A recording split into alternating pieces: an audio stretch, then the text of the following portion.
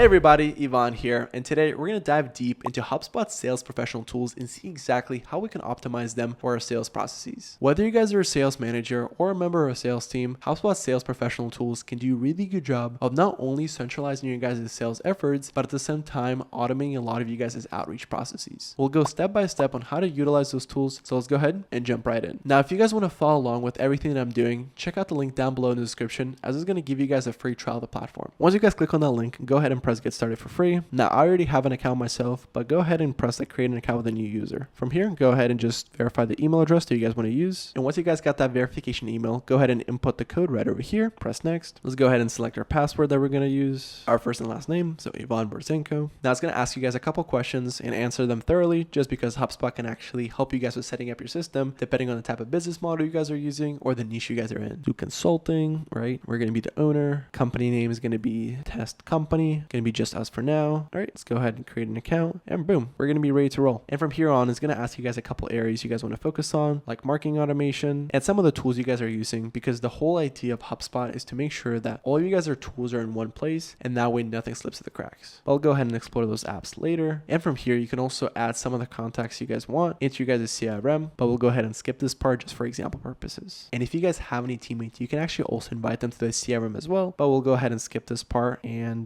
boom, the setup is going to be done. And once you guys are in the system, here's what you're going to see. This little dashboard right here on the left is going to have everything about the platform, like the contacts, companies, the deals you're working with, tickets associated with them, as well as everything when it comes to you guys' marketing efforts and different parts of the automations, which are going to be really important for us. On the sales side of things, you're going to be spending most of your guys' time inside of this CRM. So let's go ahead and go to the companies. And once we click here, we can see all the information regarding this company. On the left-hand side, we can see the name of the company, right? The website, the number, and different stuff regarding the company, right? Like its domain, the industry it's in, who the company owner is, if you have more than one salesperson, city, where it's at, postal code, number of employees. You guys get the point. But again, all those properties you guys can actually add manually as well. You can customize it however you guys would like. If we just go to the gear button right over here, but that's a topic for another video. But as you guys see, everything when it comes to your guys' calls, emails, notes, meetings can be tracked right over here on the company record. And when I say company record, what I mean is that there could be multiple people involved in a company, like we have Steven Gonzalez, but if we have other people associated with as well, all the communication is going to be right over here in the middle. So for example, if we're talking to Steven and Steven has a coworker named Amy, the information from both of them, so the emails, the calls, are going to be stored right over here. But if I go to Steven's account right over here and I go to activities, all these emails are going to be associated with just Steven and Steven alone. However, we can see that Steven's account is tied to this specific company, and if we have a deal in the works, it can also be a deal associated with him as well. And again, these things about the contact can be customized as well, depending on what you guys care about. And once we open up our deals, it looks kind of similar as well. And if we go back to the deals, we can see our entire pipeline here with different swim lanes. And the swim lanes range from appointment schedule to qualify to buy, presentation schedule, decision maker bought in, to contract send. And that was a very fast lesson over the free tools that HubSpot offers. However, let's dive into the professional tools. And if we want to access those, for example, sequences, I will just go over here, start a free 14-day trial. I'll skip this and let's get started. Alrighty, now let's go ahead and jump into sequences, because that's going to be the crucial feature that sales reps are going to use with HubSpot. Now, pretty much what a sequence is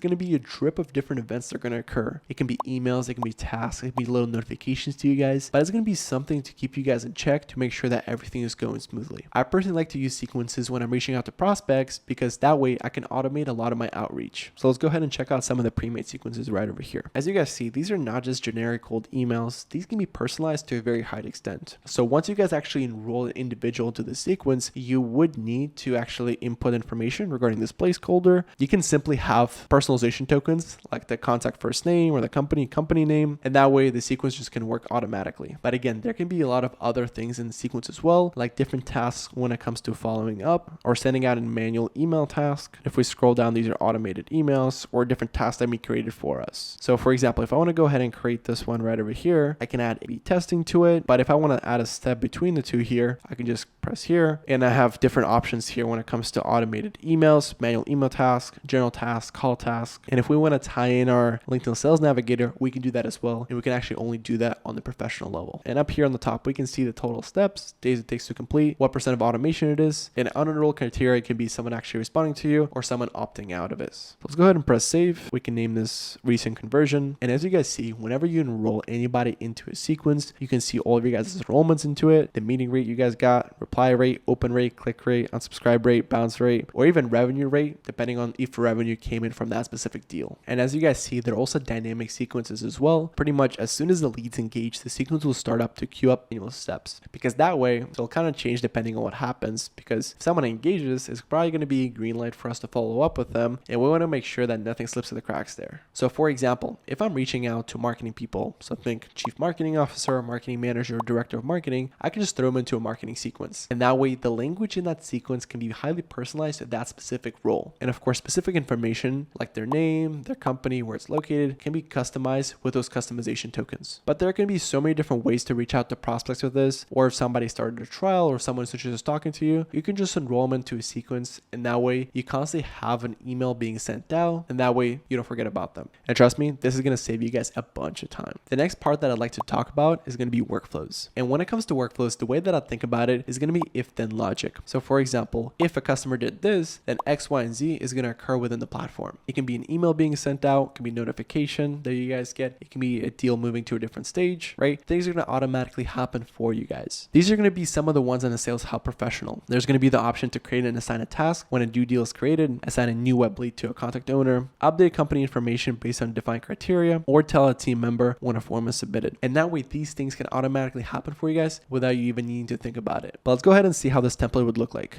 So if I go to this template right over here, we can see that this will update the company property based on defined criteria. And it's only going to enroll the companies that meet this criteria. And of course, if you click on it, you can go ahead and modify here however you guys would like. But if we go here, now there's going to be a branch, and it says annual revenue is greater than or equal to, and that's going to be a big number here. And there's going to be branch 1, right? Or none met. And from here, it's going to divert even further with if-then statements. So there's going to be different branches here, and that way it's going to split our customers into different piles. And again, if you want to change any of this logic, all you got to do is just press the plus button right over here, and we can go ahead and modify it if we wanted to send a communication, update a CRM record, even do something on the marketing side of things. We can add delays or add branches. Again, this is highly customizable. And if you have third-party apps that work with HubSpot, you can actually add them to a workflow as well. And again, these can be used for so many different things to kind of automate a lot of the processes inside of your guys' CRM, because a quote that I always like to say is, you don't want your sales reps, your sales managers, right, to be updating the CRM all the time. You want them to be selling. And honestly, that is so true, because I feel like a lot of times sales reps spend so much time to kind of tracking everything that they're doing, so it doesn't leave that much time to actually be making dials or sending emails. Forming those relationships is going to be the most important part when it comes to a salesperson, so adding these automations can really make their day. And remember the deal pipeline that I showed you guys? If we go to the board options here, we go to edit stages, we're going to actually add those automations as well when it comes to our deal pipelines. So again, it works around the workflow. So for example, if I go ahead and move the deal from qualified to buy to presentation schedule, then X, Y, and Z is going to occur within you guys' CRM. This is going to be crucial for our organization, because again, if you guys are working with a lot of leads and contacts, we want to make sure that nothing goes missing. And speaking with the devil, with Sales Hub Professional, you guys can actually make custom reports and dashboards, and we can actually create them from scratch wherever we care about a single object, a custom report builder, different funnels, or even AI report generator. With other plans, they're going to be below the professional one. A lot of the reporting is going to be like kind of out of the box here, and it's not going to allow us for further customization. But with the professional plan, all the things that we care about, we can see in front of our fingertips. So if you guys have a sales team, this is going to be a no-brainer for you guys to have. I've personally worked at sales for many years. Having these reporting features are going to be really crucial, because they're going to give you guys insight into what's working versus what's not. Because think about it, if you guys are hitting up 100, 200, 300 contacts, right?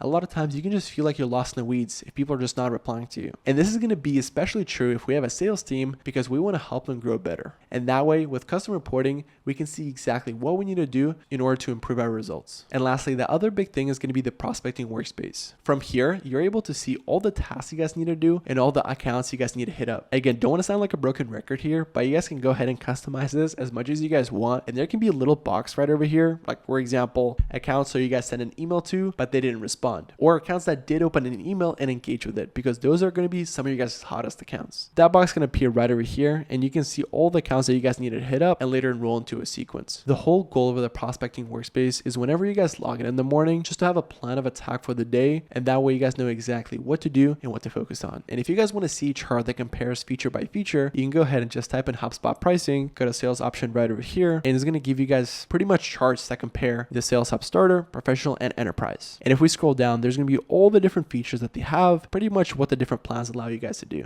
And for the sake of time, we don't really have the bandwidth to go through every single feature because there's going to be a ton. However, if you guys are interested further, I would just check out this chart to see exactly what professional, enterprise, and the startup plans really have. However, if you guys are trying to grow and automate your guys' sales processes, having Sales Hub Professional Enterprise features is going to be a no-brainer. With features like the prospecting workspace, workflows, and sequences, it can make you guys a lot more efficient, and that way you can be in multiple places all at once. And there you have it, folks. That was an overview of our HubSpot Sales Hub Professional tools. As you guys saw, a lot of these features are catered towards teams. They're doubling down on their sales efforts and want to automate a lot of their processes. With these tools in place, you guys can save a lot of time, improve efficiency, and close more deals along the way. And if you guys want to try out the HubSpot's Pro features for yourself, there is going to be a link down below in the description. Remember that on this channel, we make videos regarding different tools and platforms to help you guys start and grow your guys' business. And if you guys found this video helpful, please make sure to leave a like and subscribe for more videos like this. Till next time, peace.